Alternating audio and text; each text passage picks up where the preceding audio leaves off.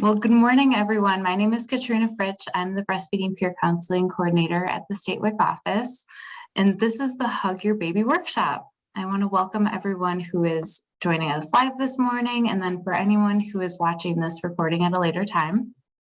It's really exciting to see you all, and we have a really exciting morning planned for you. I wanted to start with a little bit of background. The State WIC office wrote for and received a grant to bring Hug Your Baby to Wisconsin.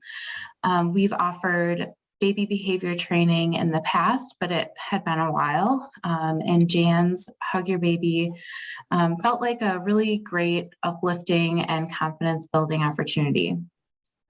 So we wrote to have enough seats for all peer counselors and CPAs to complete the 2-hour Hug Your Baby roadmap course that you all completed, and then also to make available the digital parent resources. And this also allowed us to bring 4 certified hug coaches to our state, and we will be introducing those individuals this morning. They completed additional training and did some practice activities with families to receive that certification, and they're really our local agency champions of the hug training and materials. And then we asked Jan if she would be willing to do today's 2-hour refresher training / workshop. And the reason for this morning is that we know that sometimes we take a training and we get really excited about it. And then it's kind of like, well, how do I apply this to what I'm doing? Or sometimes we lose momentum. And we didn't want that to happen with these resources. So today we have Jan Tedder with us to invigorate us with her enthusiasm and to supply us with some practical application of the hug philosophy and how to use it when working with families. So we would love to hear any successes that you have already had, and we welcome any and all questions this morning, especially when we have Jan with us. With such a large group today, I would ask that everyone stays muted. We thought it might be best for the chat box to be utilized.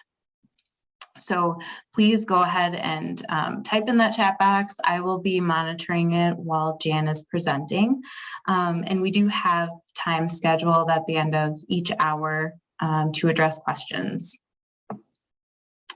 So also of note, today is scheduled for 2 hours, so from 9:30 to 11:30.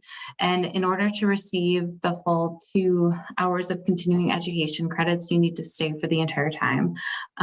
We can only provide credits for the live portion and not for the recording.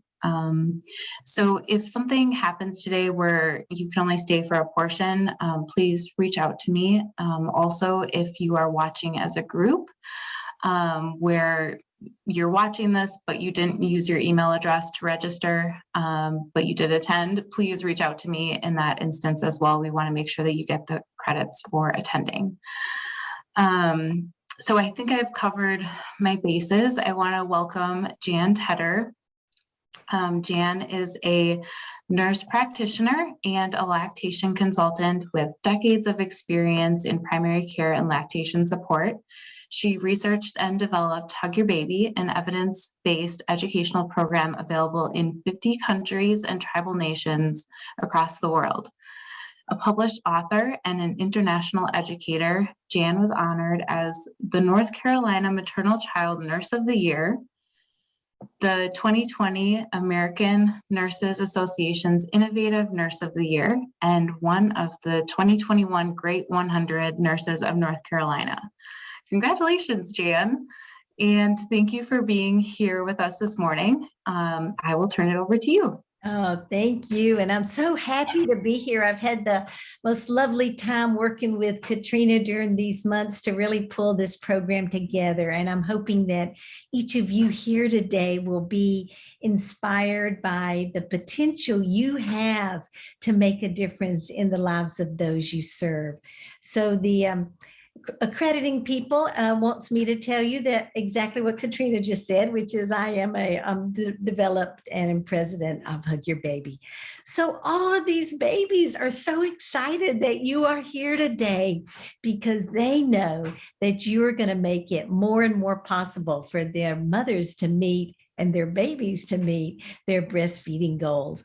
And I want you to know that you're part of a larger community. This is how many states thus far have provided statewide education like you've had. We are really reaching out to other states. If you have a girlfriend in another state who does your kind of work, send me their name and I'll be in touch with them as well, because it is so exciting to see the difference that this can make in the lives of families. And I will be sharing some research at the end of the program.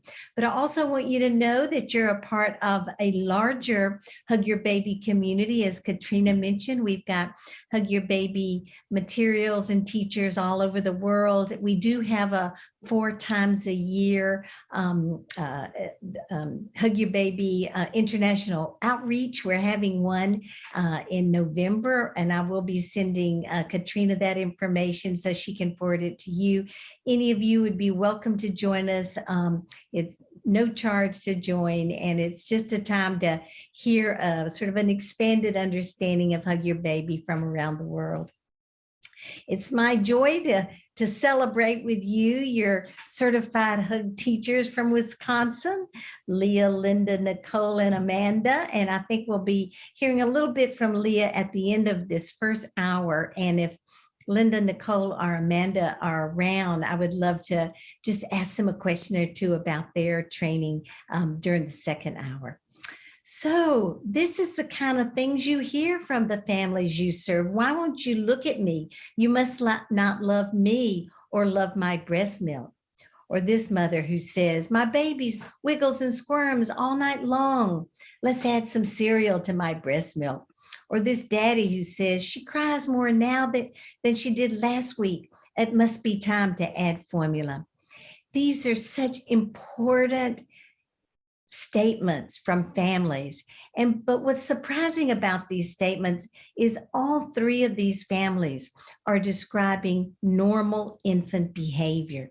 They are describing behaviors we know that all babies have and is important for those babies to have, but they are being misunderstood by the parent as a breastfeeding problem. And that's what we're going to be thinking about today. And of course, we know in the best of times, it's really challenging to be a parent, and it really has not been the best of times this past year or so during COVID. And in fact, we do know that postpartum anxiety is really on the increase, going from like around 30% all the way up to 70%, some studies have shown. And the same is true for postpartum depression. And you know, and I know that postpartum anxiety and postpartum depression has both short and long-term negative impact on families. So what is it that today's families need? Well, we know that they need someone to listen to them. They need someone to respond to the multicultural families we serve. We know that they want information about that is evidence-based, and they want information that addresses various learning styles. And so what today we're going to do is take sort of a brief overview of the child development, lactation, and pediatric literature that was used to develop this program. I think you'll enjoy that. Some of you might have heard my little introduction to Hug Your Baby back a number of months ago, where I spoke briefly about the idea of responsive parenting. This is the idea that the child development research shares with us. And what they say, and what the World Health Organization says, is that there are 3 important steps for a parent to be a responsive parent.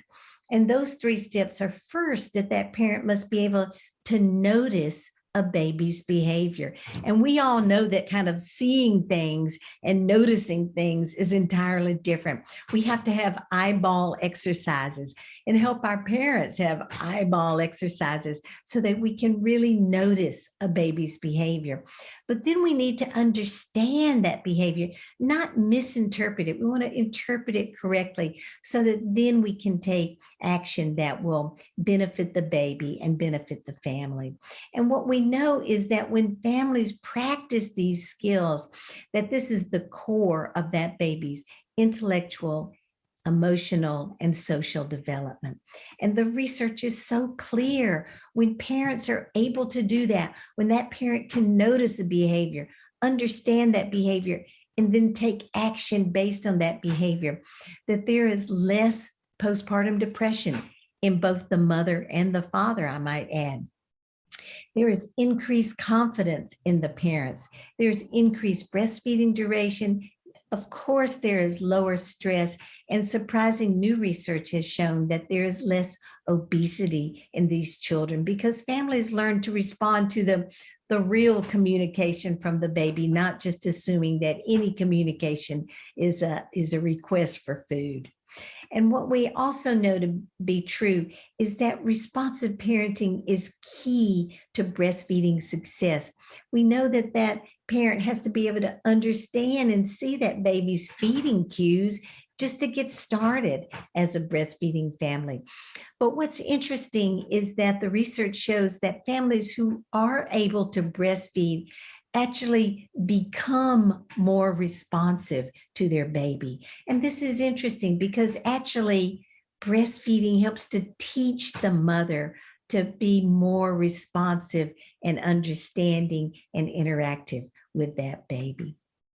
So now we'll jump over to the pediatric literature. And I know from taking my course that you understand that I studied the work of T. Barry Brazelton and his NBAS exam, the Neonatal Behavioral Assessment Scale, was such a wonderful time in my life a number of decades ago that I became certified in this exam and really gave me this idea about newborn states and their physiologic stress response. But as you know, we refer to that as the resting, ready, and rebooting zones, and a baby sending out an SOS because we want to speak the language of those we serve. So as you may remember, the second big body of information Dr. Brazelton brought us was the touch points theory. And what that touch points theory shows us that right when a baby is getting ready to have a surge in her development, right when this sitting baby is going to become a crawling baby, right when that happens, there's going to be this disorganization, this sort of confusion in the baby's eating, sleeping, and general behavior. And this is when we get to the point that if a parent doesn't understand this, if she misunderstands the normal surge in development, then she'll label it a breastfeeding problem, and that makes her vulnerable to adding formula or beginning solids prematurely or giving up breastfeeding altogether. And of course, we know when these developmental surges occur, those of us who study pediatrics and child development, we know when babies are going to go through these surges. And as you discovered, I hope, the Hug Your Baby material is really based on this understanding of child development. And then, of course, the lactation literature has so much to offer us. But the thing that I like about the lactation literature is this idea that mothers give up breastfeeding when they think my baby is not satisfied. So let's think back again to Dr. Brazelton's theory. He reminds us that a surge in the baby's development causes the baby to be kind of kooky, a little bit funny for a while. Changes in the baby's eating or sleeping or general behavior. And so it'd be understandable that the mother would look at that behavior and say, my baby's not satisfied, so I better add some formula. So of course, what we know to be true is what this big Cochrane study showed us, which is if you wait for the phone to ring, you might be waiting too long. And really the idea behind this big study about breastfeeding support is we have to be proactive. You know, we can't expect a mother who, you know, has never studied child development to call you one day and say, Sally, I just wanted to check in, you know, my baby started rolling over and I assume that has something to do with her development. What should I do about it? You know, we can't wait for mothers to put two and two together like this because they're busy, they're overwhelmed, they're tired, and they want to do what's best for their baby.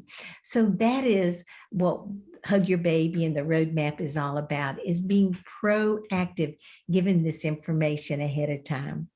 So I made this funny little video that kind of speaks to the type of phone calls you may get at your office. It's 4 o'clock on a Friday afternoon, and a mother with a 4-month-old calls and says, I'm so worried. I think my baby wants to wean. She explains that every time the baby goes on the breast, she'll pull off the breast and look all around the room. Do you think that means she wants to wean? And of course, this would be an exceptional mother who had the idea that they could reach out to you and ask that question. More commonly, what happens is a mother calls and says, well, can you help me with engorgement? I stopped breastfeeding a week ago and now my breasts are all full and I think I'm getting mastitis. You know, that's the usual call we get. So we want to get that call ahead of time when there's some questions we can answer. And so that is really how the roadmap, this course you took, came to be, with the graphic, the roadmap to breastfeeding success. On the back of the graphic is information just briefly about those developmental surges and how families can respond. And then we're going to speak more specifically about the digital parent resource page, which I'm so excited that Wisconsin is one of the few states to just begin using this page. I have to say, I spent numerous hours during the pandemic to come up with this idea. And the reason was because before the pandemic, WIC states that were using the Hug Your Baby materials were having classes that families could come in on. They were had the handouts for families. They could send the handouts in the mail. Remember when the pandemic started and we couldn't even put a piece of paper to a patient in the mail? And so during that time, I thought, you know, today's families want information 24/7.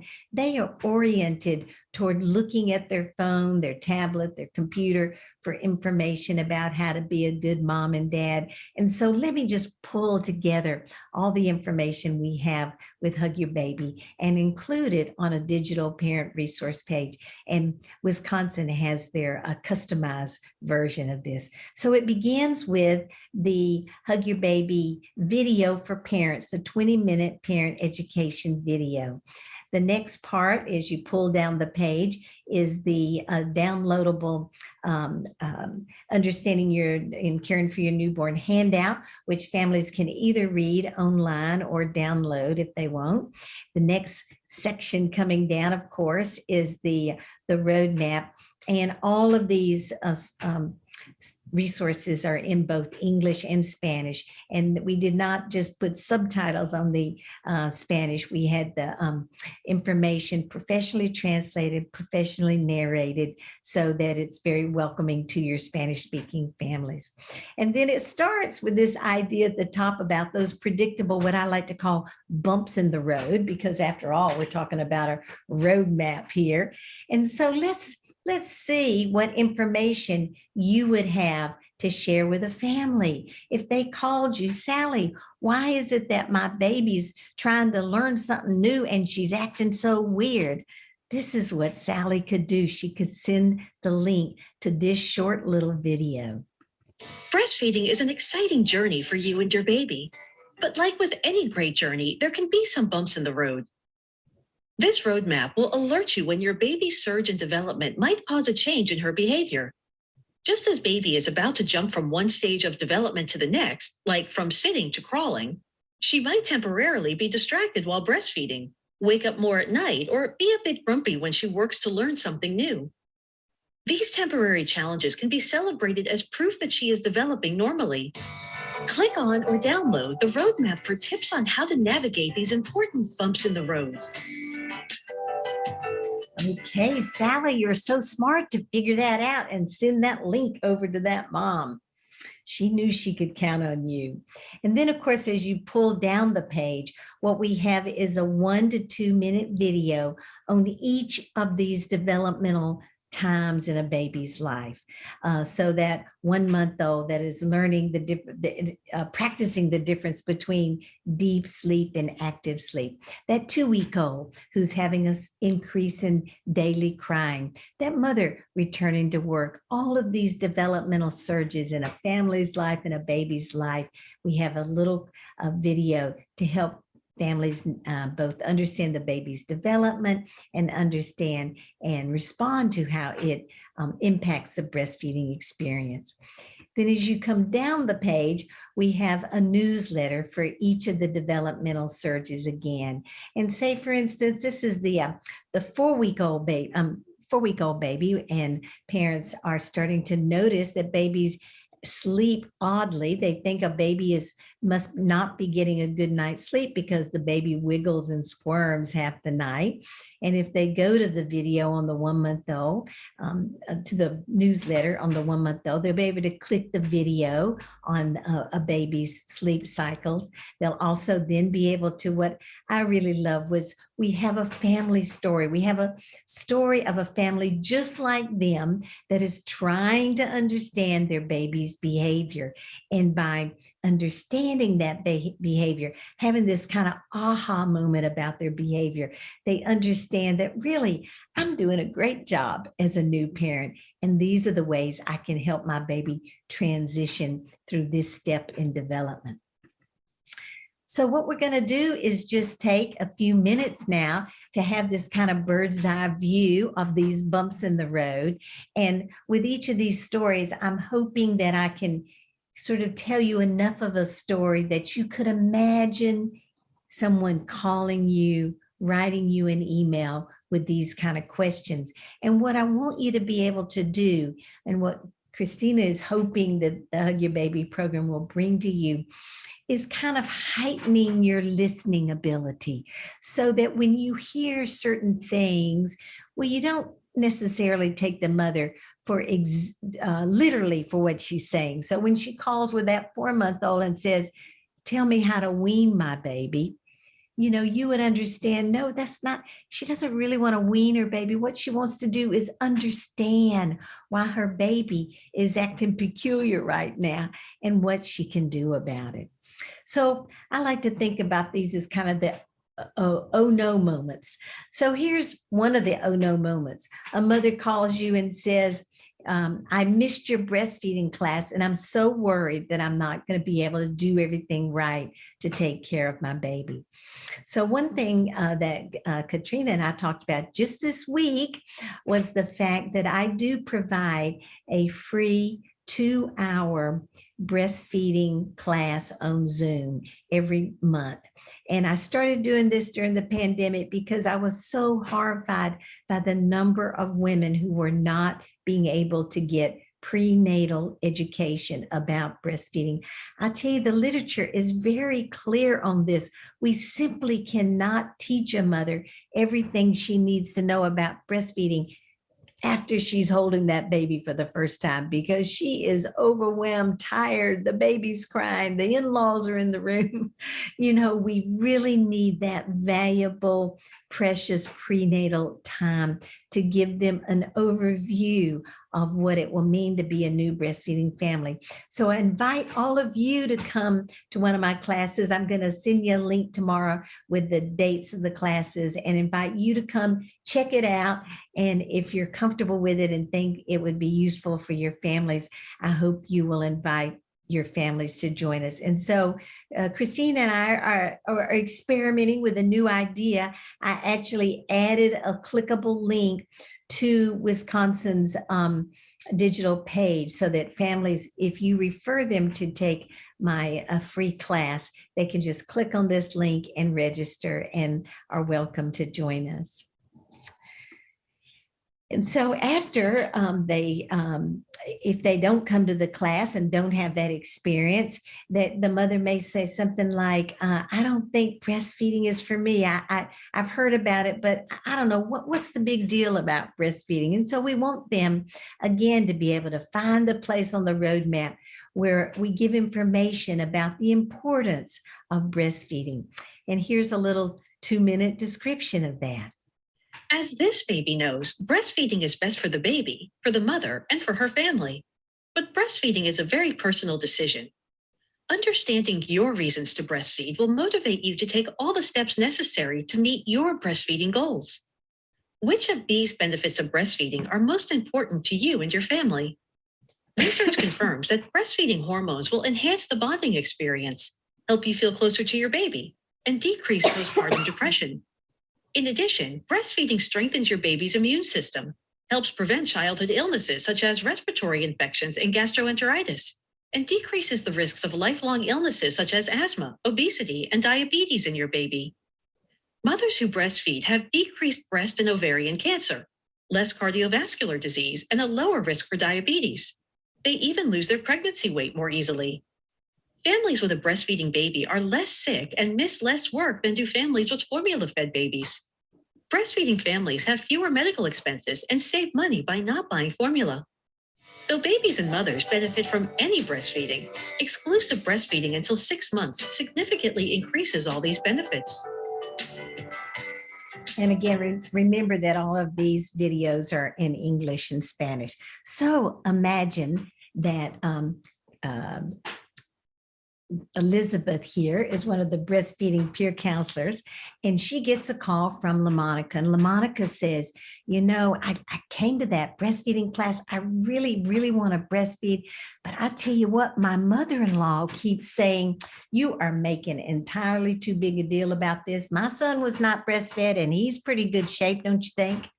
So you could say to LaMonica, well, what do you think about getting your mother-in-law just to see this little 2-minute video?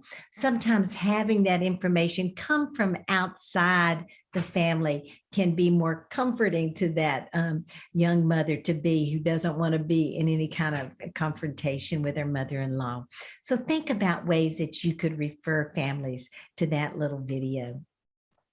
Now, during the prenatal period, of course, there's all kinds of things we can think about. We want them, as I said, to think about why they personally want to breastfeed. And I always ask that question. I say, you know, there's so many good reasons to breastfeed, but what is special to you? What are you really excited about? And I actually make a note of that, because if the mother starts having some challenges when that baby gets here, and you know what mother doesn't, if that mother starts having a challenge, I sometimes say, you know, Sally, I remember when you were pregnant, you said you wanted to breastfeed because you have really bad asthma, and you understand that breastfeeding can decrease your baby's chance of having asthma. I really think we can work on this together and sort out these concerns you have. So kind of feeding back to the parent their passion for why they wanted to breastfeed really can be important during those challenging times. And then, of course, you learned in the Hug Your Baby roadmap course that we use familiar language. We talk about a baby's resting their baby's zones. And I'm just wondering who can remember the 3 R's. Chat Katrina here, what those 3 R's for the zones are. What is that? What do we call that? Sleeping zone, that more alert zone, and that fussing zone. What do we call it? Let's see. Linda's right on it. Amber, good. Yes. Amanda, Kylie, you girls paid attention. Awesome. That's right, because they are the resting zone, the ready zone, and the rebooting zone. And then, of course, the medical literature says that babies have a physiologic stress response. Well, you know, I remember one time saying to a mother with a new baby, oh, I'm seeing your baby have that little stress response. And the mother looked at me and said, "Don't tell me my baby is stressed out already." So that was what really triggered me to come up with another language to describe that. And what we say in Hug Your Baby is that your baby is just sending out an SOS, sign of overstimulation. She's just asking for a little help. So this mother, of course, is wondering, as her baby is looking away from her face, why won't my baby look at me? This mother could easily be feeling like that baby doesn't love me and doesn't love my breast milk. But we know that what that baby is doing is sending out an SOS. So let's be reminded of the two types of SOS: changes in the body, changes in the behavior, and how important this can be to a new mother trying to understand her baby's behavior.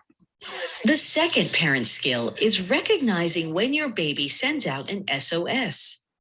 SOS stands for sign of overstimulation.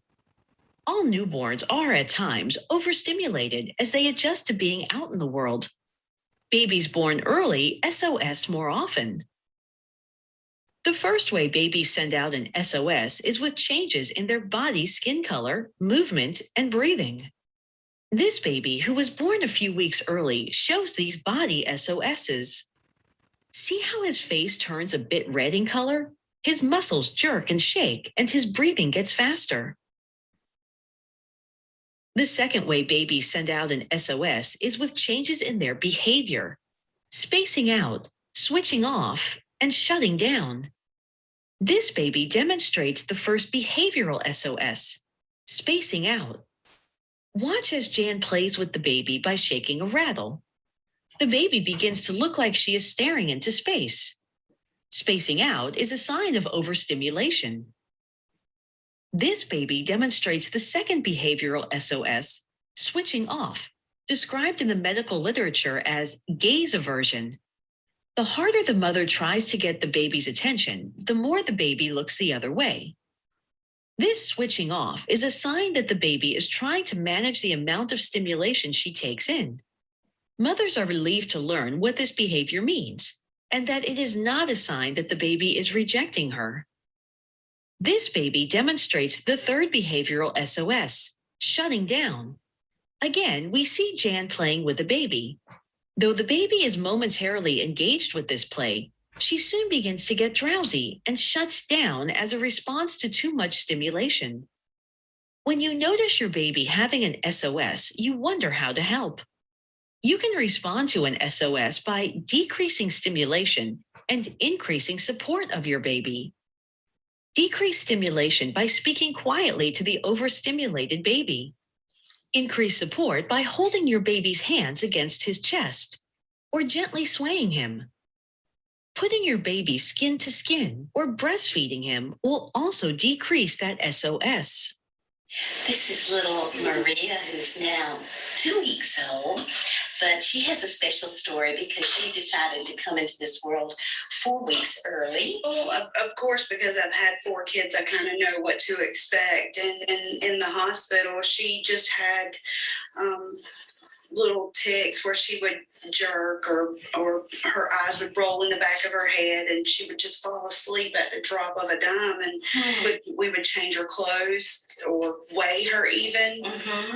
The startle reflex would just be really too much for her. She would turn beet red and scream, and just it seemed so traumatic. Next, you explained to me about premature babies being overstimulated and how they can shut down to keep from processing that information so it doesn't overstimulate them. They kind of shut down, and you gave me some information that showed me how to keep her from going to be overstimulated. Here she is at only 2 weeks old, and she is already way past her birth weight.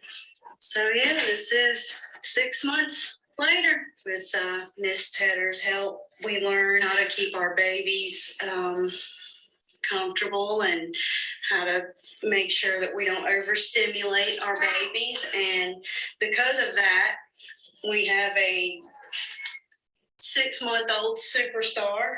When I tell people she's a preemie, they just laugh and say, yeah, right. Yeah, that's right. Oh, you have so much to say. Go ahead, Dad. So imagine that Carla's one of your patients and she calls you and she says that her little 1-week-old baby, Antonio, keeps looking away from her. Every time she tries to talk to him and sing her song, he looks away from her. Where on the digital parent resource page will you send her to? Can anybody help me think about that a minute? Send me a note about that if you think about that. We'll give you a second to write that while I'm telling you one more story. So teenagers love this information because they totally understand the idea of sending out an SOS.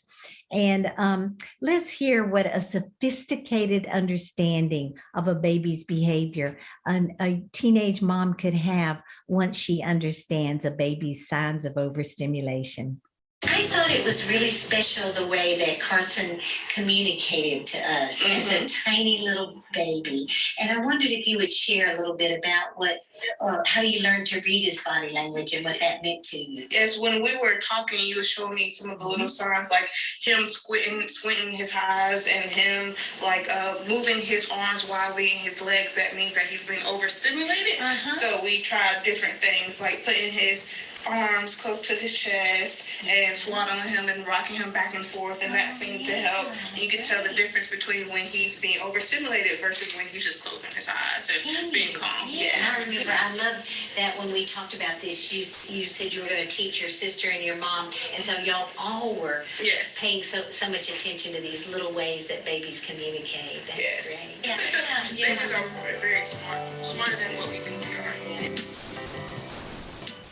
So this was many years ago that I saw this family, maybe 10 years ago. And I recently got a Facebook message from this mom who now is the executive director of a social service program over at UNC Hospital.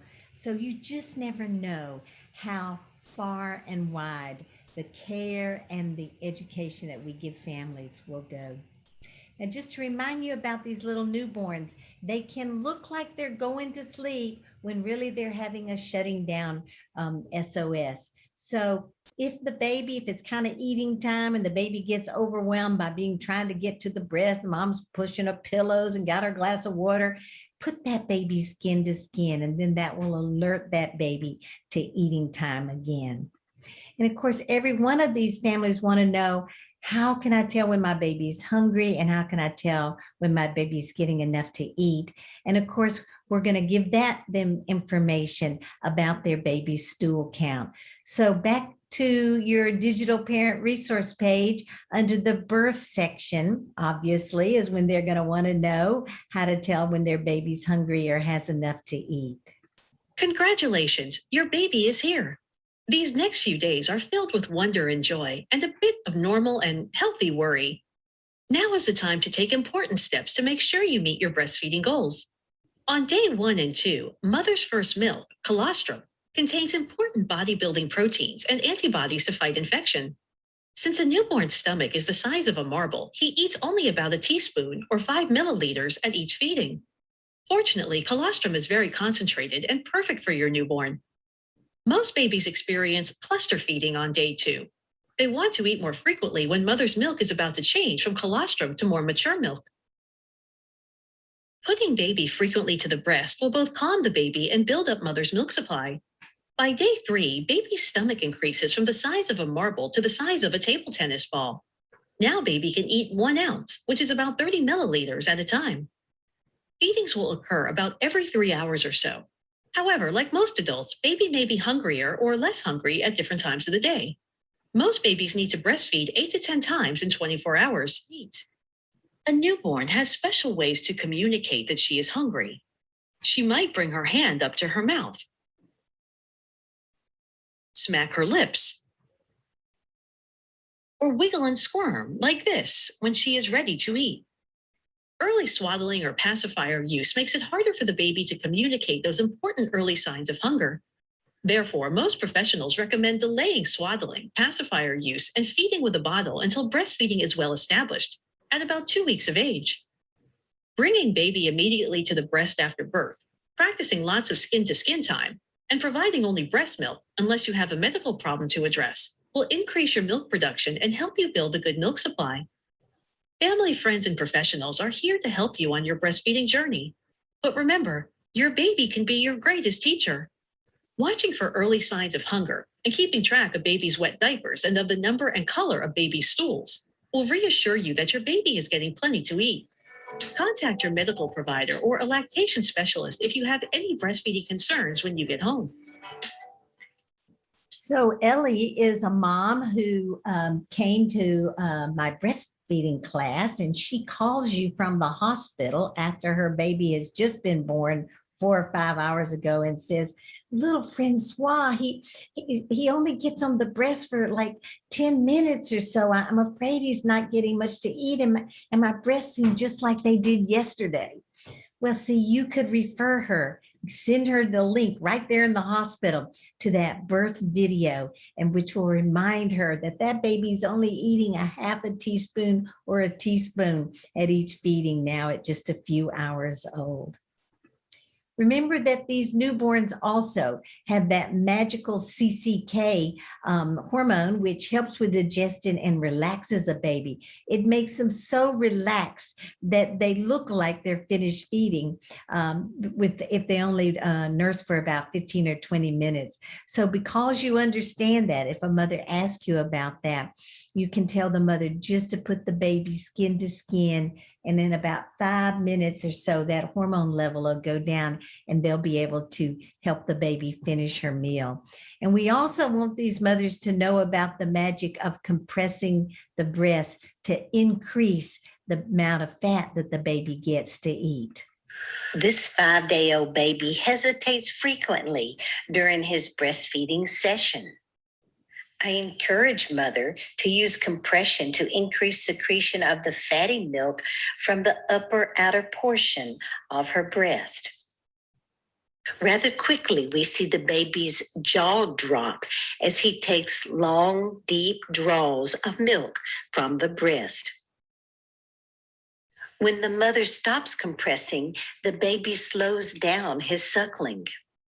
When mother compresses again, the baby resumes his effective nursing pattern. What about this daddy who calls you? Our 2-week-old baby is crying more now. He must need some formula. And we need to understand that if a family doesn't know how to manage that increase of crying, that normal increase of crying at 2 weeks of age, then they're going to add formula, begin solids, give up breastfeeding, or develop postpartum depression. And so we want these families to understand the normal change in crying pattern that happens at about 2 weeks of age, peaking at about 6 weeks, and then getting better and better. Referring families to the 2-week-old video will help them understand that those sort of steps to calming a fussy baby, using your voice, pulling hands to chest, swaying the baby, wearing the baby, putting the baby on the breast, and swaddling the baby for a few minutes. So instead of looking at that particular video, what I wanted to share with you is our Korean-inspired hug lullaby that talks about the importance of a father helping calm his fussy baby. See, we know that when partners are actively involved in the care of a baby, that mother's breastfeeding goes better.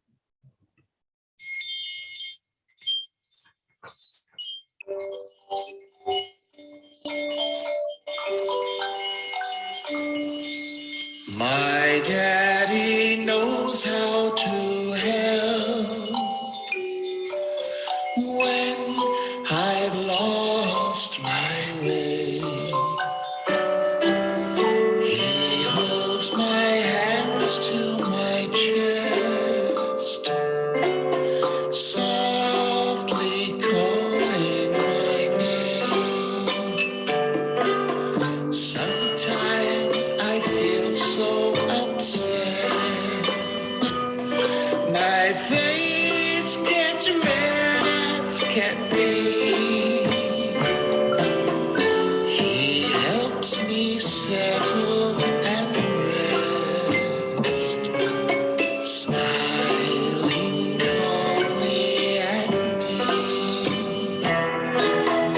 If I am fretful or frown, getting ready to cry, he sways me up and then down, singing this sweet lullaby, holding me close to his heart.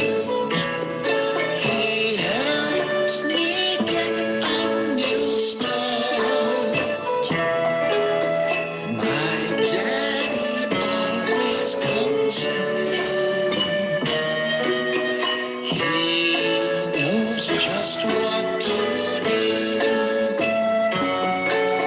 whenever I start to cry.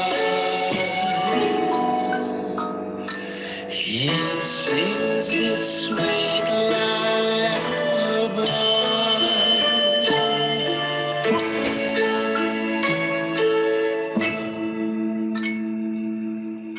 So, see, Paul was one of the breastfeeding peer counselors, fathers of one of the pregnant ladies, and he became very attached to the WIC people because you've been so helpful.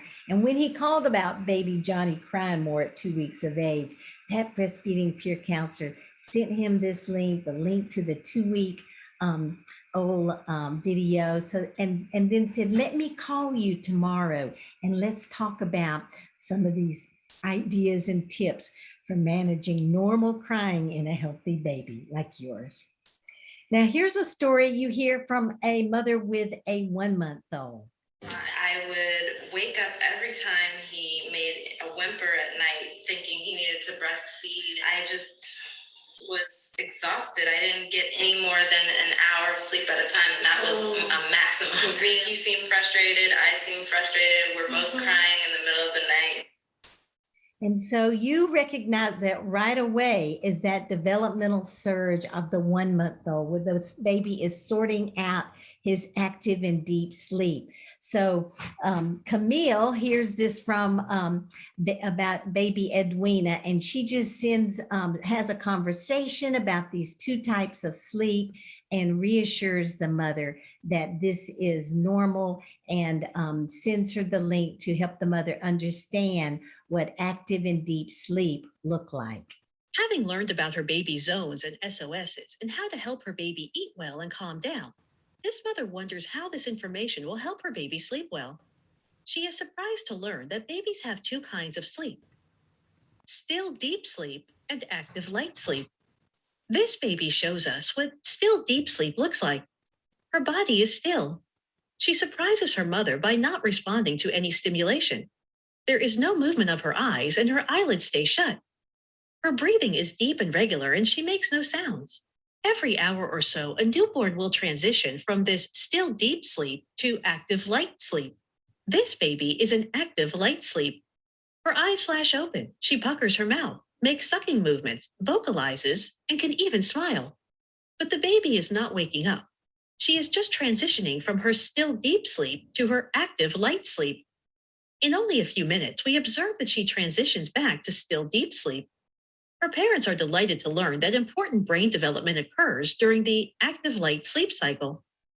As previously mentioned, wiggling and squirming in the newborn is an early sign of hunger. However, when the baby is a few weeks old and breastfeeding is well established, as it is with this baby, a mother can watch her baby wiggle and squirm for a few minutes to see if whether her baby is waking up or if she is in active light sleep.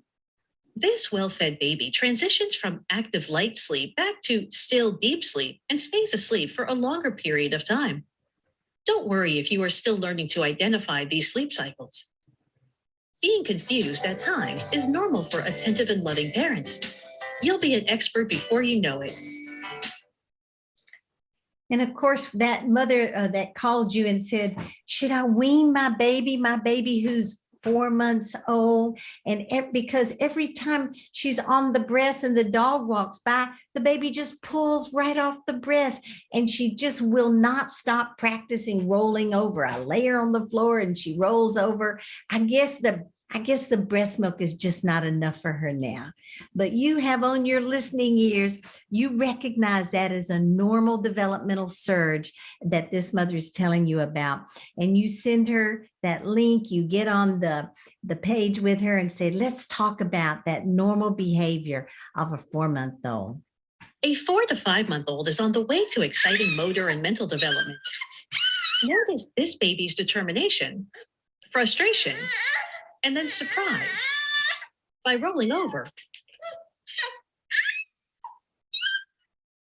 In just a moment, the baby seems pleased with her accomplishment and is ready to explore the world from this new perspective. Rolling over often happens at the same time a baby becomes increasingly aware of her surroundings. See how she pulls right off the breast when she hears another voice? This distractibility is normal at this age. It is not a sign that the baby wants to wean. Instead, it's evidence of important mental development. Mothers learn that breastfeeding in a less stimulating environment often helps the baby settle down for her meal. Babies who are especially sensitive to developmental surges may be energized by these developmental changes and begin to awaken more at night. If a mother does not anticipate these changes, then she might think her baby is hungry and needs more nighttime calories.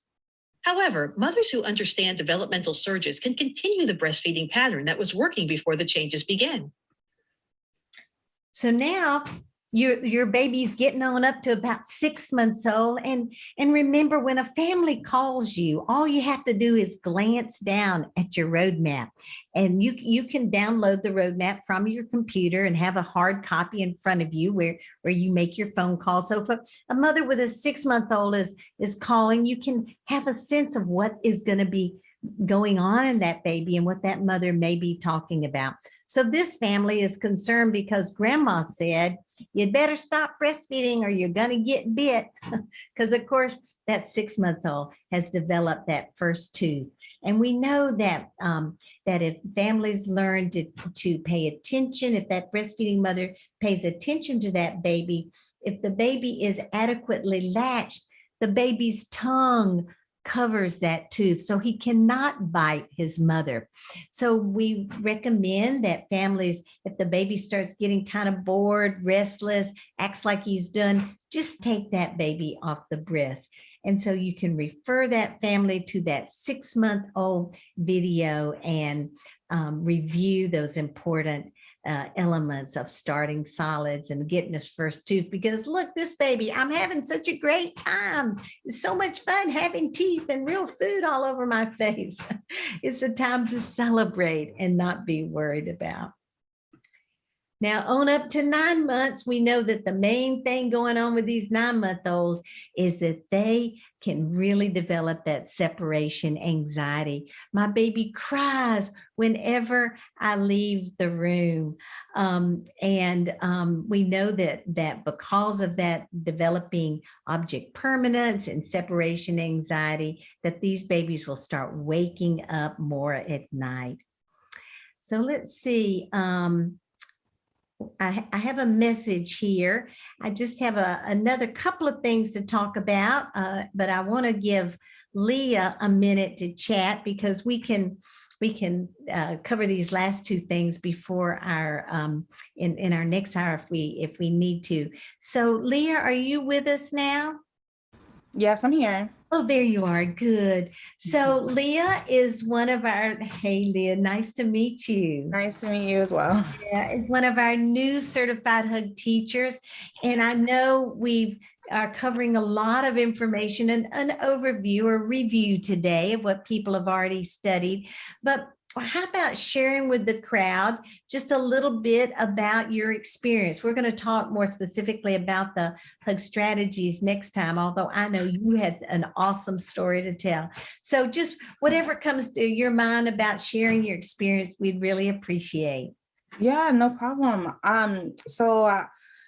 I believe when we first got the hug information last year, I was so excited. I was sending all of my clients like, sign up for the newborn class, sign up for the breastfeeding class. You're really gonna enjoy it. It's really gonna help. And that's how I first got involved with hug. And then when I had the opportunity to become a hug teacher, I took it and I ran with it and started applying the concepts that I was learning right away. My story, well, there's so many stories actually, but the one I'm going to tell today is really rare, especially in this time with COVID and having to do everything virtual. So my story is about a friend of mine who's also a WIC participant who had she had her baby, and a month after she had her baby, she was calling me and she was asking me if I could come over because she really wanted to stop breastfeeding. She just thought like her baby wasn't getting enough food and she wasn't making enough milk. And it was then that I was able to go over to her house. And when I went to her house, we recognized, like, I helped her recognize the SOS zones. And when we started, her baby was transitioning from the resting zone to the ready zone, which was perfect because we were going to observe him eating. And when baby Tyler was eating, I wanted her to broadcast to me and tell me what she was seeing. And she was telling me like, well, I see that he's really upset. He's getting really fussy. And so I gave her some advice, like putting him on her chest first so he could calm down. Once she saw that that worked, she was like, okay, all right, let's do this. And I had a lot of confidence in what I was telling her after that. And we began with the feeding. And I was just broadcasting to her, like explaining to her, like, oh, look at his face. And how he's releasing and relaxing, and look at his hands, how they're opening up as you're feeding him.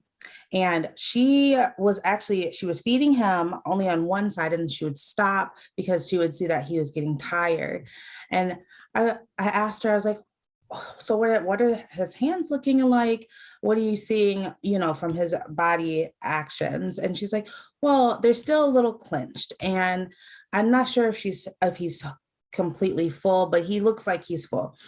And so I was telling her like, oh, like the signs of fullness and hunger. And she was like, well, since his hands are still a little clenched, we'll put them on the other side. And we put him on the other side, and I was describing to her how it was important to like watch his body language. When he was fully relaxed, he went to sleep, and she was very content, but she was also very worried because he had one of the reasons why she wanted to stop breastfeeding is because right after she would feed him and he would go to sleep, she would put him down. And when she would put him down, he would wake up. So then that was a really good opportunity to talk about that light and deep sleep, because he was 1 month old, and it was a really good time to like learn about the differences in sleep. So she had him on her chest, and she's like, I want to put him down, and I'm really afraid to put him down because I don't want him to wake up. I'm sure that he's full though. This is the first time I'm like very satisfied. I'm very sure that he's full. I'm like, well, that's great. Wait a second, like wait a couple minutes and then try putting him down. So she put him down, and it was so magical. She puts him down in the bed, and he starts to whine a little bit. And she's like, I don't know what to do. I should go get a bottle. I'm like, and I was telling her, I'm like, I think we should watch him. She's like, yeah, I think we should watch him too. I think that might be a good idea. And we sat and watched him for a couple minutes as he was in that light sleep and transitioned to the deep sleep. And while we were watching him, I was describing to her the differences in sleep. And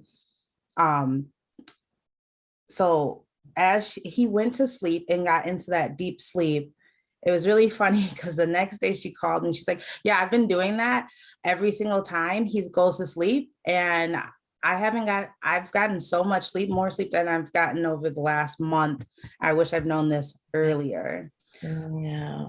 And I think those two were the best things because it's like, now she's still breastfeeding and she's fully breastfeeding. She's not supplementing. And she was supplementing before because she's like, oh, he's just so greedy. He keeps waking up. And when she started to understand, when she learned and understood his signs of fullness, on top of also understanding that light sleep, because that light sleep is, I have so many stories about the light sleep and moms catching up on sleep. It's crazy. But it really changed and made a difference in their relationship and like in her confidence, because she was ready to give up. And like after that, she's like, yeah, I don't even know why we have this formula here. We're not using it.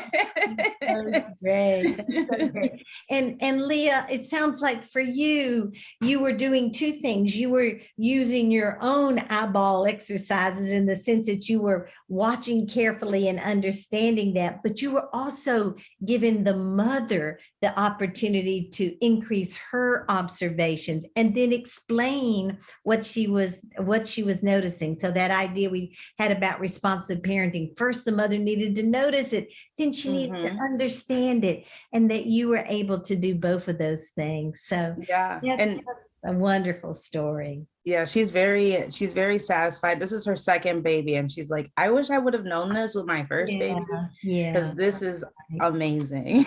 And of course, the other amazing thing about that is that one bit of information you gave her that was so affirming of her, she's going to turn to you now when she has other questions. And what we have now is a digital parent resource page that we didn't have right when you first started, where she can go and look at those videos herself. You can send her to a video that talks about those next developmental surges. So let's all give Leah a big applause here. Hands up, lots of clapping here. They're all clapping, Leah. Thank you. Yeah, and I'm hoping that one of the things that Wisconsin will carry on with is just giving the staff an opportunity to notice and capture in their thinking a story, and to share that story like at staff meetings or get-togethers, because that is the way we all learn, is by hearing other people's stories, other people's successes. It inspires me to go out and make sure I have those kind of successes with my family. So I'm expecting big things from you, Leah. That's great. Well, let's see. Let's just watch one more of these videos. Remind you about that 12-month-old who starts to walk. So, you know, a baby who is having stranger anxiety at 9 months, or a baby who's learning to walk, are going to be children who are going to be up more at night and be confusing to parents. That separation and stranger anxiety you noticed around 9 months has probably calmed down. But just when you notice that baby is more predictable in her eating and sleeping, things start changing again. All of a sudden, baby is learning to walk. Walking is an important and powerful surge in baby's development. You will probably see her pull herself up in bed, but not be able to get back down. You will notice her grand attempts at walking, her wide-based gait, and holding her arms out stiffly help her keep her balance. She will lunge towards you with delight and won't mind if you tumble to the floor. Often, babies this age want to practice walking both day and night. This surge in development may temporarily disrupt baby's eating and sleeping, and even cause her to seem grumpier than usual. As you learned before, these bumps in the road are proof that baby is developing as she should. Remember, if baby has been sleeping for longer periods at night, she does not now need more calories. As you learned at 9 months, you can practice ways to comfort baby without introducing more nighttime feedings. A pat on the back, singing her favorite song, or a cuddle with dad can often settle baby back to sleep. If you need to or want to comfort baby with breastfeeding, you might consider limiting the feeding to only a few minutes. This will reduce the chance of baby developing a need for more nighttime calories. Breastfeeding will certainly continue to provide baby with both nourishment and comfort for months ahead. Now can be a good time to introduce a bedtime toy, sometimes called a lullaby. If you hug and kiss the toy before giving it to baby, the toy will remind baby of your love and attention. Holding the lullaby as you breastfeed during the day increases the ability of that special toy to help baby settle down at night. Can you believe it? Only 12 months ago, you welcomed your baby into this world. What a lovely journey you've had, learning to understand, care for, and breastfeed your baby.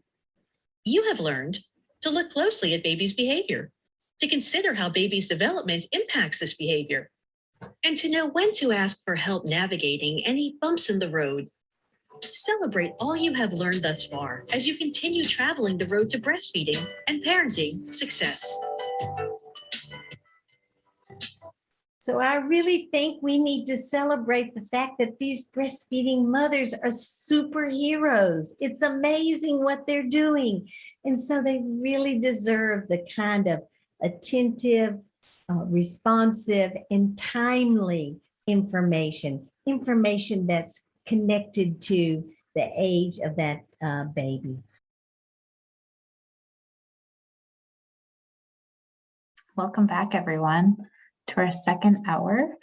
I'm not seeing any questions or comments in the chat yet, but again, please feel free to utilize that chat box and send any questions or success stories that you have to Jan. Great, love that. So we're going to talk about an important issue, I believe, which is how we teach can sometimes be as important as what we teach. And I was really inspired by this statement that says, parents don't care how much you know until they know how much you care. And we really do have this most amazing opportunity to engage with families. And we can do this over the phone, on Zoom, in person, but engage with them in a way that makes them feel special. And so we're going to talk very briefly about the why, what, who, and how of this kind of interaction. And of course, why is very simple. We know that breastfeeding is very important and life-changing families, life-changing opportunities for a family's health and well-being. But also we know that reduced prenatal education, especially during COVID and early discharge, does make it harder for families to get that kind of one-on-one teaching in the hospital. And, you know, I'm old enough to see that families have really changed. Certainly, COVID has changed us, but in general, we really notice that the internet has changed a lot about who the families are we serve, that they are research oriented, but unfortunately we know that there is a lot of fake news that has trickled down into the breastfeeding world as much as it has into the immunization world. We also know that families want the information we teach them to be relevant to them. They don't want to feel like you'll be telling them something that you would just tell any old person. They want to feel like what you're telling them is special to them.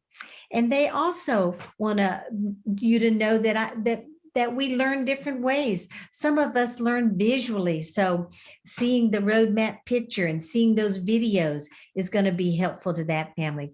Some people learn well by listening. So they'll enjoy some of those Hugs Around the World lullabies. And in fact, those lullabies are also on your digital parent resource page. And some patients learn by doing things. So actually, one way of doing things in this world we live in now is like what Leah demonstrated, where she was teaching the mother something, but then she had the mother sort of say back to her what she was teaching as a way of being that kind of kinesthetic learner. So this is the kinds of things families want, but they also want to feel that whatever we're sharing with them is really relationship based, because these mothers are flooded with oxytocin. And as we know, oxytocin not only has that ability to cause the milk to be ejected, but oxytocin increases a mother's bonding experiences, increases her sensitivity to her baby, and increases her sensitivity to those people around her. So it matters how we interact with these families because they are more sensitive than probably at any other time in their lives. But then what are we going to teach them? Well, we don't want to just load them up with information. We don't, information is important, but that information connected to that baby is what's most important. And I love this cartoon I found that made me think, where's the baby? Because sometimes when I'm watching a nurse or a doctor, a lactation person talk about breastfeeding with a family, I kind of think there's not even the sense of a baby involved in this. It's just information. So we have to really realize that it's attention, bringing that attention back to the baby is what gives the information we're sharing the power it's need. So traditional learning is kind of like you got all this information and you're sort of like pouring it into the baby's head, into the mother's head. But what Hug Your Baby is suggesting is we want to take this information to kind of hold up the family, hold up the mother and baby, and that is really what true education can look at. And so how we do that? Well, we know that one size does not fit all. We also know that the language we use matters. We don't want to be talking about a baby being greedy, anxious, lazy. We want to talk about a baby being capable, engaging, alert, interactive. It's very important because of that mother's increased sensitivity during this postpartum time that we use language that is very inspiring and empowering to that family. And of course, we've learned that Hug Your Baby teaches us and the science of the literature on how we persuade people that we want to be concrete and not abstract. And when we do that, we know that we will increase someone's understanding. And that's why Hug Your Baby uses that friendly family language like zones and SOSs. So what came to be, gosh, it's been about 15 years ago now that I developed these 3 Hug Your Baby strategies. And we're going to just talk briefly about a couple of them and then have time to imagine how this would be helpful with a family. So that first hug strategy, the 3 hug strategies are start here, not there, see then share, and gaze then engage. So let's start with that first one. Start here, not there. And what that basically means is we always want to be attentive to what is the parent's agenda rather than what is my agenda. It is true that we have a list of things we need to share with families, but we always have to be paying attention first. What is most important to this family? And I'm remembering making a public health visit with a public health nurse one day. And we went into the room, a living room with a mother with her 2-week-old, and that little 2-week-old was laying on the couch beside the mother. And the nurse sort of pulled out her list and said, okay, I want to just check on some things. Are you taking your prenatal vitamins? Did you make that appointment for your follow-up visit? How many poops a day is your baby having? In the meantime, the mother is looking down at the baby, and the baby is looking back at the mother, and the mother's reaching over and put her hand on the baby's head. And I'm thinking, this is the agenda of the moment. Instead, let's talk about, oh, I'm watching your baby is so responsive to you. And I see that you just look down at your baby in such a loving way. I can tell that this bonding process is so underway with your family. So we must stop and look at what is right in front of us. What is the parent's agenda? And Leah really made reference to this idea, which is what I call holding the space. What she called it was watching the baby together. And I think the idea is that when we get into a sort of a teaching moment, we have this idea of just kind of going through that long list of things that are on our mind. But what Leah did was, with her lovely story, was she said, let's hold this moment a minute. Let's watch your baby together. And I tell you, when you say that to a mother, nothing will be more satisfying than for you to be paying a lot of attention to that baby. Now, some of you may be saying, how can we do this over the phone and over the internet? Well, of course, it's easy to do if you're having a Zoom call, but I know that a lot of you will be making phone calls. This is how you can do it. You can say, tell me what your baby looks like right now. The mother will say, well, I'm holding her in my arms. And you say, what's she wearing right now? Oh, well, she has on her little t-shirt. And you say, what are her hands doing right now? Oh, well, they're kind of laying up. One of them's kind of laying up on my breast right now. So you say something like, I just love the picture, that sort of image of you and your baby together right now. So that is using the phone to make that sense of connectedness, that relationship-based feeling with that family, the fact that it's relevant, what you're talking about is my baby. You're not ready to just give me a big, long list of things to do. So practice that with some of your families and let me know how it goes. One little piece of advice I have is hesitate before answering a question. Now that seems like a funny statement, but let's think of a very common question. How can I tell if my baby's had enough to eat? That's a common question, isn't it? But instead of sort of jumping into our answer, what we might do is what I heard Leah doing, which is say something like, well, tell me, what have you noticed as you continue breastfeeding your baby? And the mother says something like, well, at first she seems sort of intense and she sucks really fast.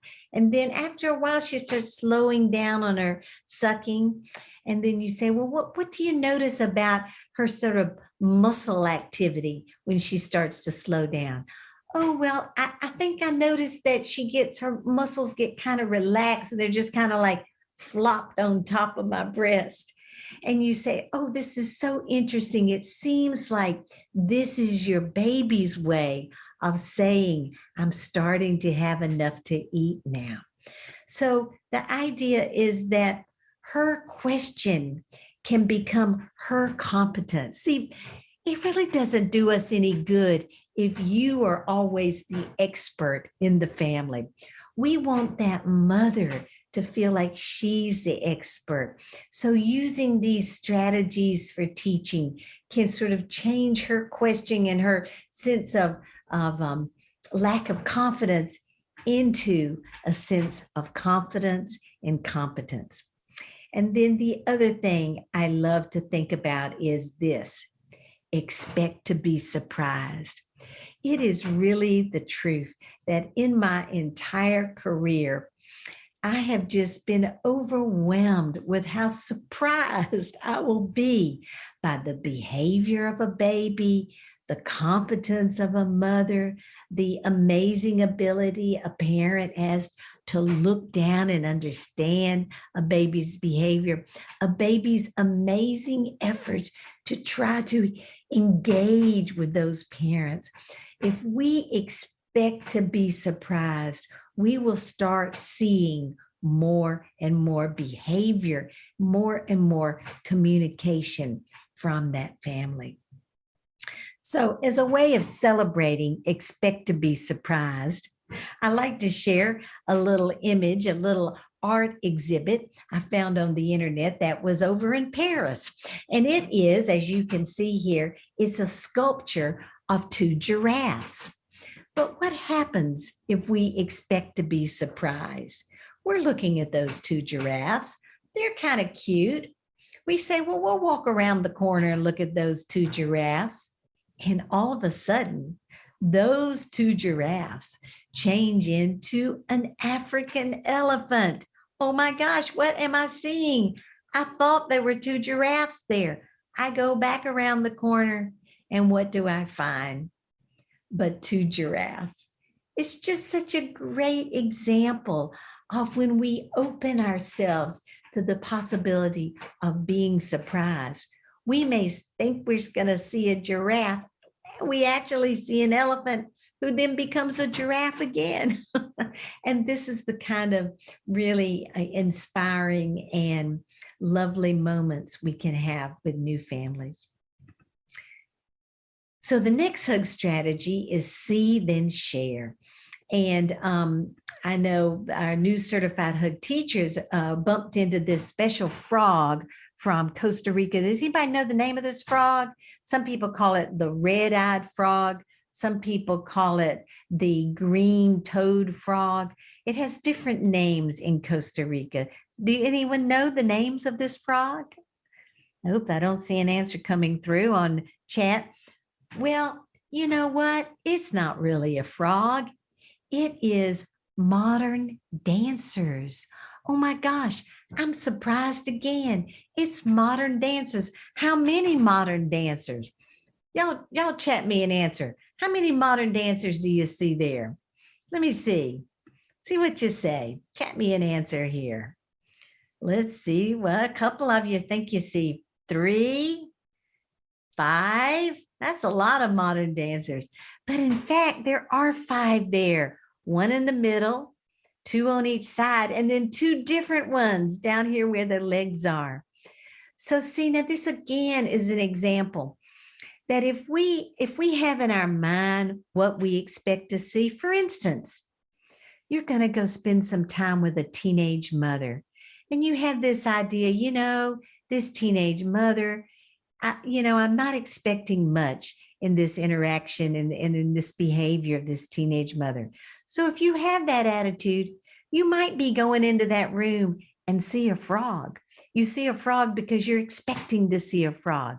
But what if you open your mind and you say, I wonder what this baby has already taught this mother. I wonder what this mother is already observing about this baby. If you go in with that attitude, you will, in fact, see that modern dancer. You will see what is really there. And so another saying I really like is when we change the way we look at things, the things we look at change. And so we are really getting better at eyeball exercises, being able to look closely at what is in front of us. And when Hug Your Baby's ideas came together, I found myself suddenly being inspired by the world of sports. Well, I have this house full of boys and a husband, and sports are on the TV all the time around here. So I have a lot of opportunity to learn about sports. And what came to me was this sporting analogy that when you go to a sporting event, 2 things happen over the intercom.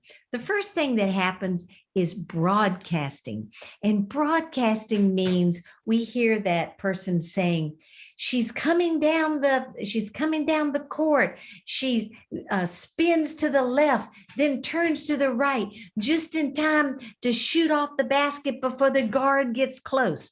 Okay, that is broadcasting. That is just saying exactly what is happening on the court, right? And even as I say that, you can kind of imagine it, right? It's telling you what is in front of your eyes. Now, commentating is different. Commentating would be something like, I can't believe she took off down that court so fast. Just that last week, she sprained her ankle, has been hobbling around all week, but she is so determined that she made the most of that opportunity.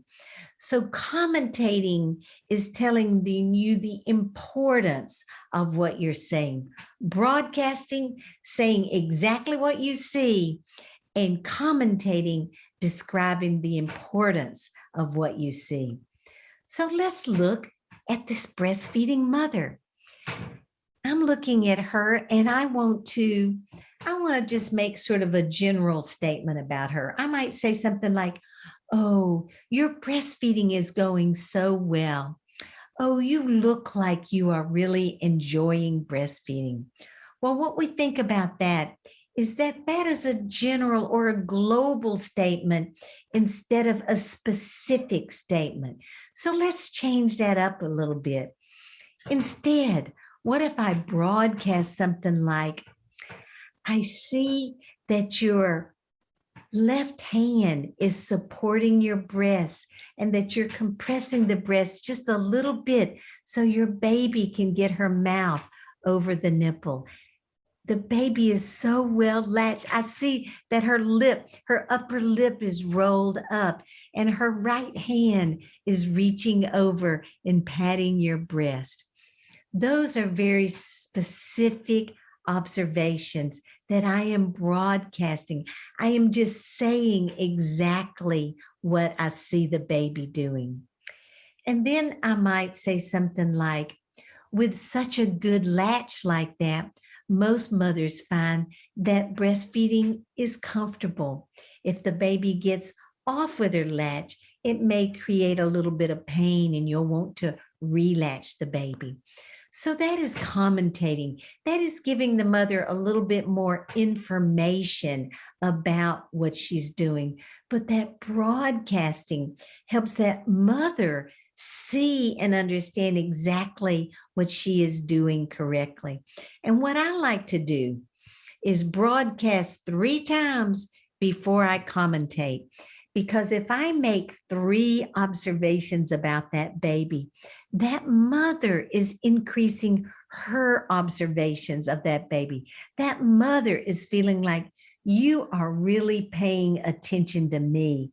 And that mother is feeling like, "I am so special. I must be doing a great job." So we have to be careful when we teach. We have to teach in a way that enhances that parent's confidence and competence in themselves. So here's a little example of me broadcasting and commentating with a new breastfeeding mother. Instead of making a global statement such as, "Your baby is doing well," I bring attention specifically to mothers' breastfeeding behaviors. Making specific observations reinforce mothers' understandings of exactly what she is doing right. So now he's just looks very relaxed against you. He's clearly got this kind of belly button to belly rolled in. You've got his shoulders supported and his head supported, but not using your hand to push him in. Kind of at the base of his skull is where I try to Is that comfortable with your thumb there behind his ear? Mm-hmm. So I see that he's got this nice wide opening of his lips, which of course shows us that the nipple is up high into the roof of his mouth. And that's less likely to cause any irritation to your nipples. Yeah. Yeah, it's real comfortable. You know, I feel the tugging, but it's not uncomfortable.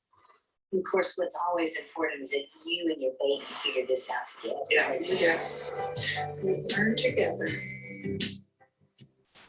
So there's kind of this side effect of broadcasting I'd like to share. When this mother, who I was visiting this baby when she was about a week, baby was about a week old. And actually breastfeeding was going well for this mother. One of these mothers that just put the baby on the breast, the baby seemed to know how to breastfeed, the mother didn't have any pain. So breastfeeding was going well for this mother. But actually, when I broadcasted what I was seeing, it helped the mother see what was actually going well. And then she told me this funny story. She said, you know, the next week I went to a family reunion and I was sitting there with my cousin, and my cousin had a little 2-week-old baby. And my cousin said, I don't know what's going wrong. I do not like this breastfeeding thing. Every time I put the baby on the breast, it really hurts.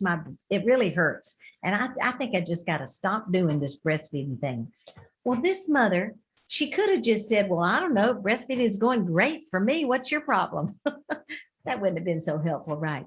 But instead, my broadcasting actually increased this mother's observations. And she said, oh, you know, when the nurse was visiting last week, I realized that when I used my hand behind my baby's shoulders, instead of on the baby's head, I can tuck the baby in a little closer, and that seems to be more comfortable. Well, why don't you try that? So her cousin, oh yeah, I see what you mean.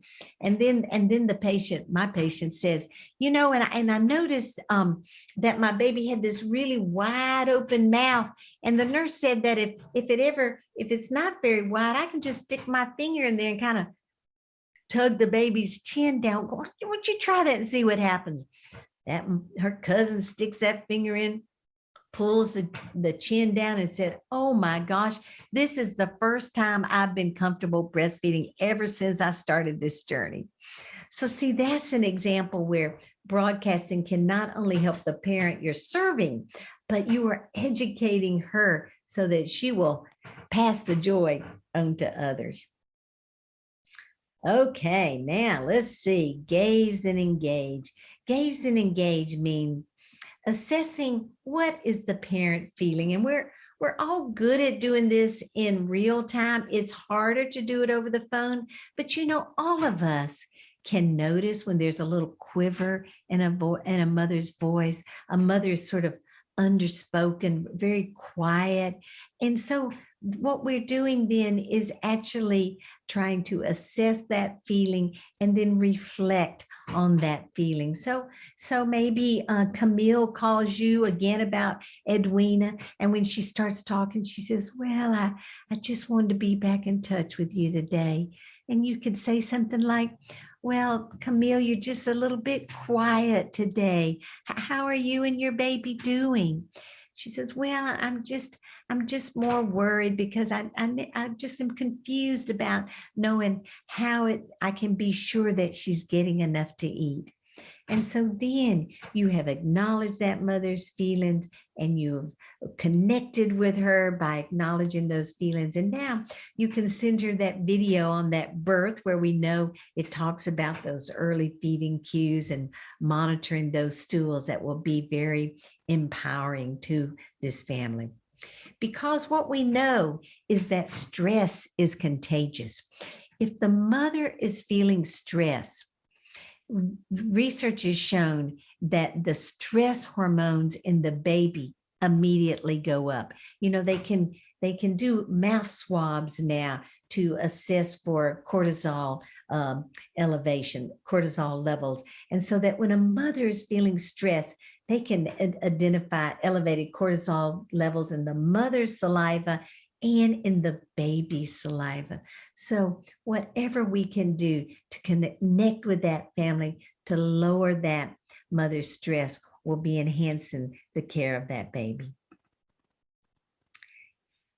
So what we're thinking about now is if we get mothers over that hump of beginning to breastfeed, now this mother says, now that I've started breastfeeding, how do I keep breastfeeding? And this is what we're thinking about, is the power of anticipatory guidance. We don't want to try to teach these families everything they need about breastfeeding in those couple hour classes that we teach.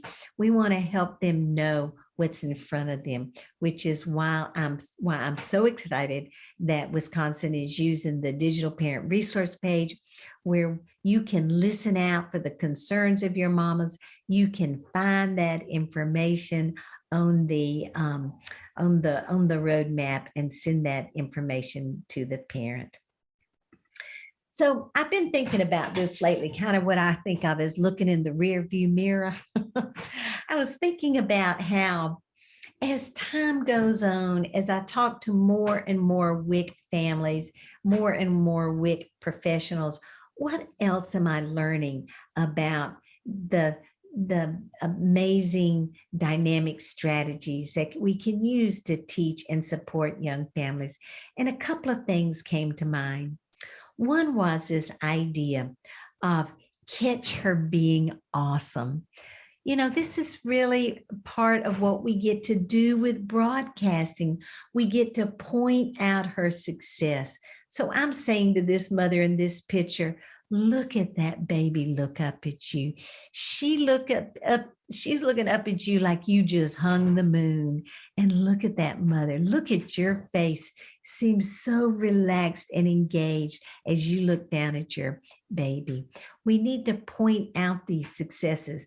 Now, it's a funny thing I've noticed during my years of breastfeeding support and education is that, have you ever noticed this? That if you are talking to a family one week, maybe like this family I was working with last week, a family with late preterm twins. And when I went to see them the first time, the babies could barely get on the breast. They would get on the breast. One would quickly fall off the breast. The other one would stay on the breast, but totally fall asleep. They were not transferring any milk. I went back. We talked about a lot of things on that visit. I went back the next week and saw these twins again. This time, the sort of energetic twin stayed on the breast for a good 5 or 10 minutes. And the sleepy baby, even though her eyes stayed closed the entire time, she kept suckling at the breast. And actually, I'd done a pre and post weight on those babies. A week earlier, they had not transferred any milk. At this visit, they transferred a whole ounce. Each of them transferred a whole ounce of mother's milk. But what is interesting, the mother said, I don't know, I just don't think I'm doing a good enough job. So part of what I had to do is remind her of her success. Last week, the babies were not able to get any milk out of the breast. This week, they got half the feeding out in just 10 minutes. This is awesome. Next week is going to be even more amazing. Now, also, I want to say that we want to practice those eyeball exercises. I love to tell this story. It was actually, I was teaching some family physician residents. I was teaching them about child care, and I taught them how to broadcast and commentate. And this very young resident said to me one day, he said, you know, I've got this pediatric practice. I got to go over and work in pediatrics next week. He said, you know what? I don't know anything about babies. And I said, not to worry. You just keep broadcasting that baby's behavior, and then you come back and tell me what it's like. So anyway, he goes off, and his first couple of hours in practice, a little 15-month-old came in with his mama to have a checkup. And like I said, the resident said, I don't know anything about babies. So he told me, I just started broadcasting what I saw. So I saw the mama put the baby down on the floor, and the baby reached up and held onto the chair. And I said, oh, I see that when he's standing, he's starting to shuffle his feet around while he's holding on the chair. And mom looks and said, yeah. And then I see that he's holding a toy. I saw that when he dropped the toy, he reached over with one hand and picked up the toy. And mom said, yeah. And then the doctor says, you know, when I reached over to listen to his heart with my stethoscope, I noticed that the baby looked right up at you, almost like he was checking out, is it okay for this dude to be doing this to me? And the mother said, yes, you know, my baby is really smart. When that mother left the checkup, she went to the receptionist and said, I want that doctor to be my permanent doctor. Now, see, that's an amazing story, because here's someone who confessed that he knew nothing about babies, but because he practiced eyeball exercising, because he practiced broadcasting a baby's behavior, what happened was he actually started to notice more things about the baby. Then the mother was so impressed by what the doctor had noticed that she felt better about her parenting and liked it so much. She wanted that doctor to be her permanent doctor. So the value of us, it takes practice to learn to do this. And I'm looking for some good stories from y'all as you begin this practicing.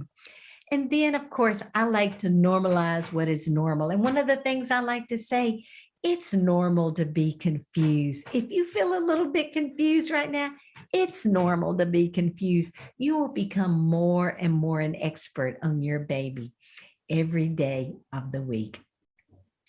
Okay, we got just a few more things to do and cover. I just want to let you know that there's been some awesome research. And one of the research projects was just done with WIC Nevada. We've shown through the research the positive impact of Hug Your Baby teaching in nursing schools, in a school of nursing in Japan, working with doulas, and as I mentioned, with WIC lactation patients.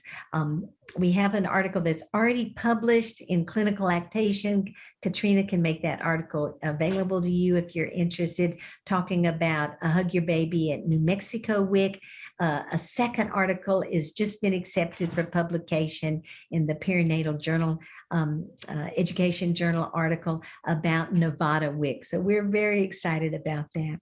We know that some new research is coming out that showed the benefit of using Hug Your Babies with babies in the special care nursery, with babies in the NICU, with families who are in a childbirth education class, and another lovely research with teen mothers.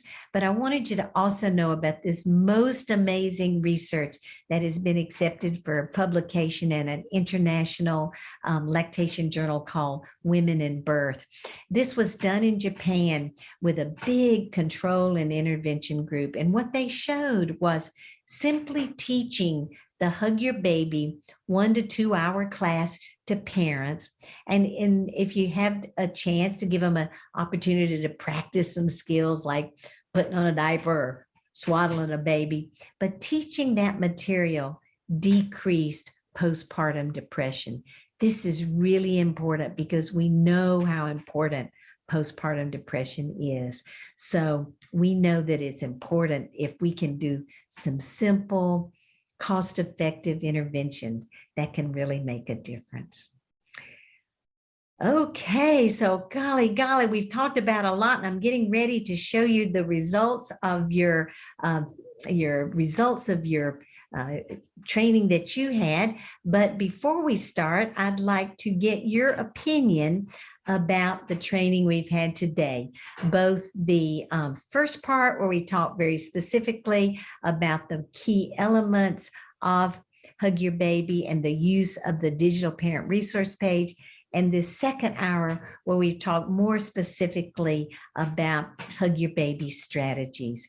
So I'd like you all, every one of you, please, we're going to wait until you all participate to answer. And of course, these are not anonymous answers you're giving today, but to give us your opinion. Here's a statement. This follow-up Zoom review increased my understanding of how to explain Hug Your Baby concepts to parents. Do you strongly agree with that? Agree, disagree, or strongly disagree? We'll just give you a minute. Oh, you're doing good answering these questions. Okay.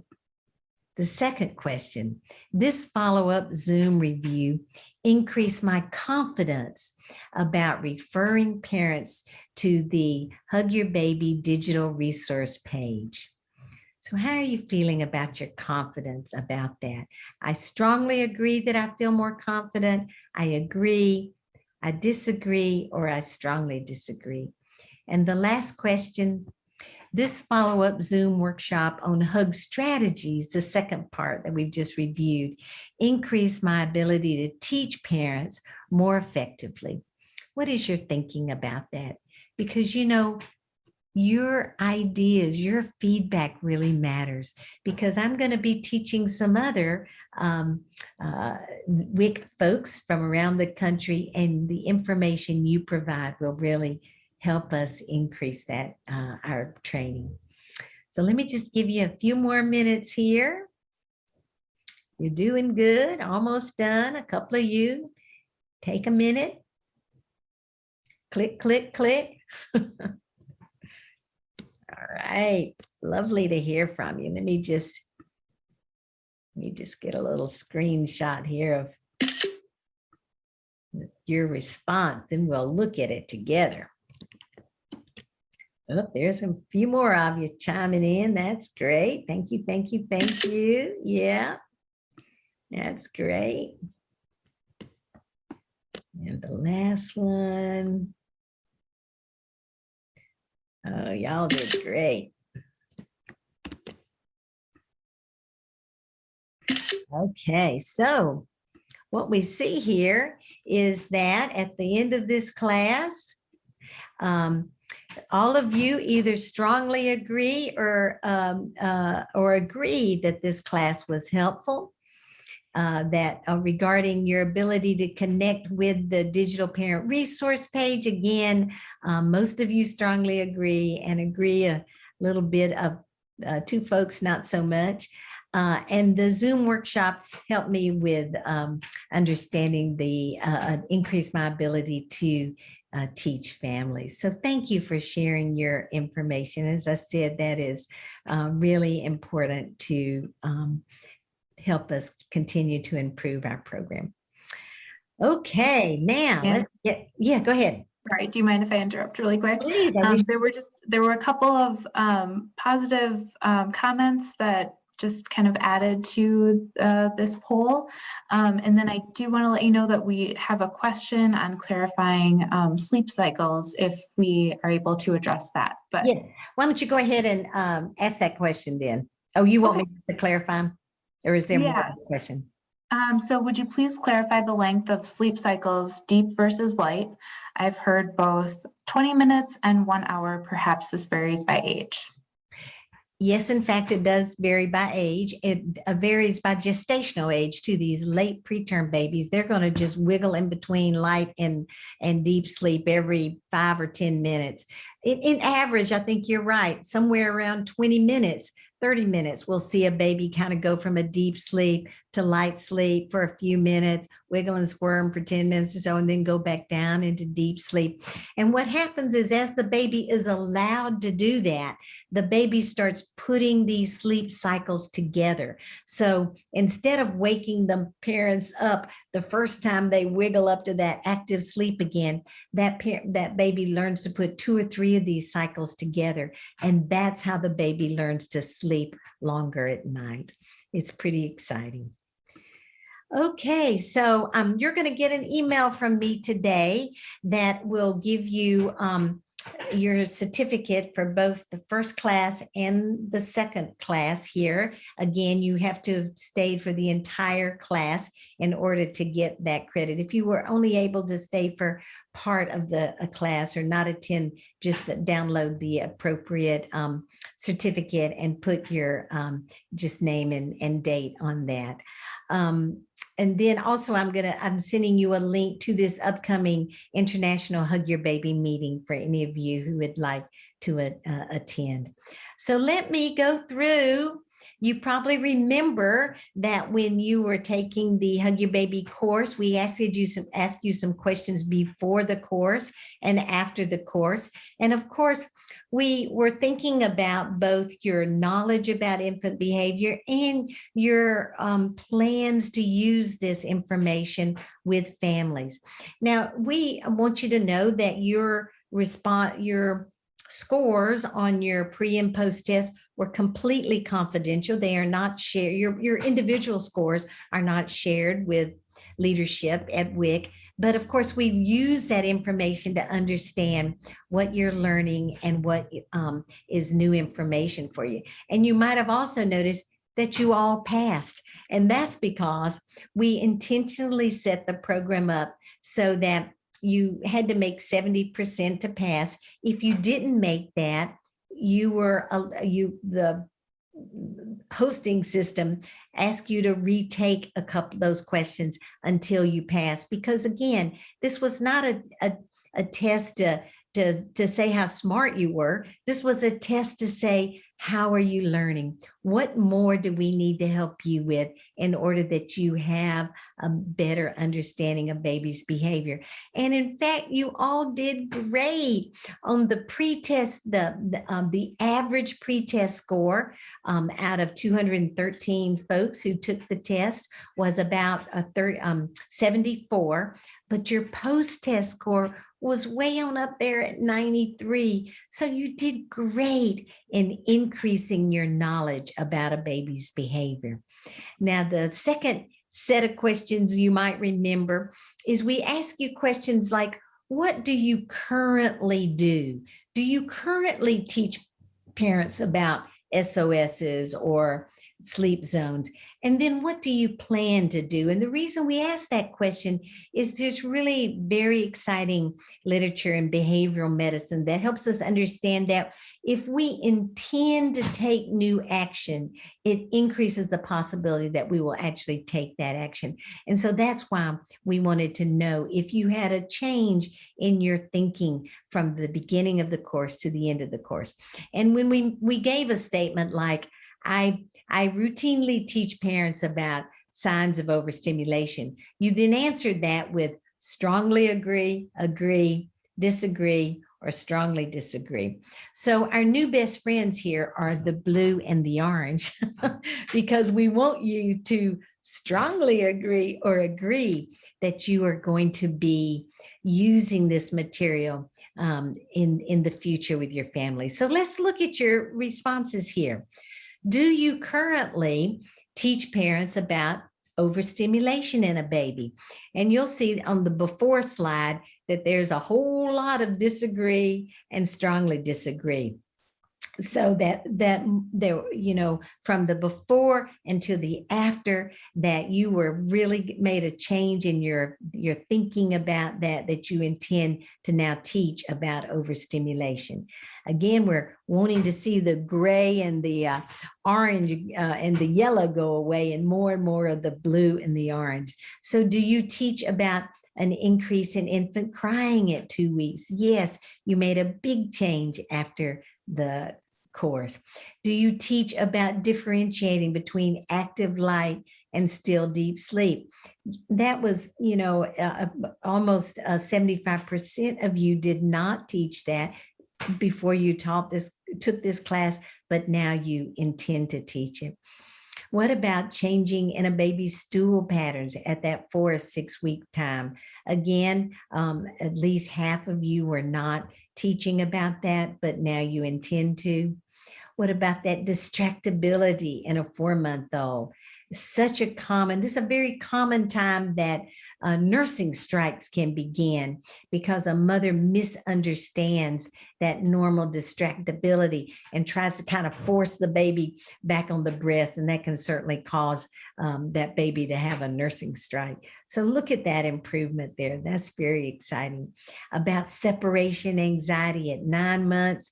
That's something that seems that most of you did not have information about that before the course, and that after the course you can understand why that would be important for families, as well as walking, that when a baby starts to walk, they're going to have a disorganization in their behavior. We ask you if you're confident about teaching about signs of overstimulation, and after the class, more of you were confident about that. You were all of you were confident in helping a crying baby, but there was some improvement in that as well. And you increased your confidence about teaching about active and deep sleep. We were excited that before the course, the majority of people did not routinely refer people to the WIC online library, but afterwards, I think you're very excited about the digital parent resource page, and you intend to use that more often with your families. You viewed the course as evidence-based, and that you thought the format was convenient and easy to use. We're happy that you would like to recommend this training to other WIC people, and that we ask if you are interested in more hug training. So that's part of why we're here today, that yes, certainly the majority of you felt like you needed some more Hug Your Baby training. So we are just coming up to a time to be finished here, and I want to just finish by saying that, gosh, your families are so lucky to have every one of you They are counting on you. And we hope that you will be able to use these materials, use these resources in a way that really enhances the family's confidence and their care and their ability to meet their breastfeeding goals. And because we have exactly 4 more minutes, I want to give you a little last taste of the Hug Your Baby lullaby. These lullabies, by the way, my husband is a professional musician. And so when we were traveling with Hug Your Baby around the world, he would study these different musical traditions. And then we wrote lullabies that help to teach about child development. And I know all of you've heard about the 10 steps to breastfeeding success, having a policy, training staff, teaching about benefits, breastfeeding first hour, breastfeeding if separated, only breast milk, rooming in, breastfeeding on demand, no pacifiers or nipples, and providing outside professional support once people return to the community. So this final lullaby we're going to listen to is the British inspired lullaby that reminds us of the amazing importance of those 10 steps, excuse me, those 10 steps to promote breastfeeding success. Every baby who's born makes a mother's heart warm. Born in a circle of caring, right from the start. Babies win our heart. In the first hour I get what my mom knows is best. Sleeping by mother's hand, I eat whenever I can. Every baby who's born makes a father's heart warm. Born in a circle of caring, right from the start. Babies win our heart, thriving with mother's help. I get just mother's milk. If mom must be away, her milk's in night and day. Every baby who's born makes a family's heart warm. Born in a circle of caring, right from the start. Babies win our heart. Mothers meet frequently with babies a lot like me. Everyone needs to share all the best ways to care. Every baby who's born makes a neighbor's heart warm. Born in a circle of caring, right from the start. Babies win our heart. Babies win our heart.